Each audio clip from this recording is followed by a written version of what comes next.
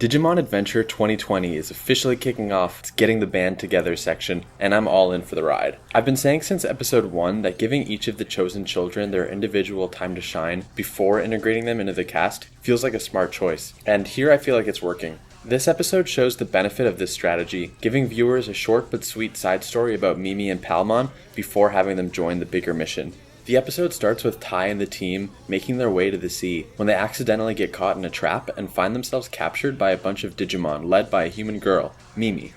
Once the girl realizes she's got humans, not Digimon, she frees them and takes them to the village. Here we learn a pretty vital plot point that explains how Mimi got to the digital world first, and how the events of the next chunk of episodes are all going to fit within that 72-hour time frame before the Tokyo Blackout. Izzy, who's still working his way through the more network-style digital space, shows the team a real-world broadcast moving painfully slow. It turns out their monitors aren't lagging or anything like that. It's just that time moves slower in the real world than it does in the digital world. This means that the 72 real-world hours until the blackout are more like a few weeks of Digitime. I don't think the episode actually gave a conversion, but if I missed something or if any viewers have done the math, comment below on how much time the kids have in Digitime. I'm just going to call it Digitime from now on. In a second broadcast, Mimi sees her grandfather, the head of an energy company, working hard to prep Tokyo hospitals and other important institutions for the impending blackout. Mimi feels like she needs to do her part to stop the blackout, but she's already dedicated herself to protecting this kingdom from invaders. So, in order to get Mimi to feel comfortable about leaving the Digimon behind, Tai and Sora lend their services to the kingdom's cause. In our next scene, we get another weirdly smart battle scene. In the same way that last week's episode saw the character's spot on the map play a role in the fight, the kingdom has one major entrance, so Mimi and the team have to set up a sinkhole trap. It feels like the Digimon characters are playing on a chessboard or something like that, and again, I really like it. The villains actually catch on to the trap and they start searching the perimeter for a choke point. Luckily, Greymon and Tai meet the enemies along this choke point in the wall, while Mimi and her subjects hold down the main access way. There's a pretty rad Greymon fight here, and Bergermon and Sora swoop in too. Again, I love seeing the kids getting up close and personal in the action too. One thing that was disappointing, but kind of helpful just to accept, this episode all but confirms that special Digivolution scene is reserved for Agumon, since we don't see it for Piomon or Palmon here.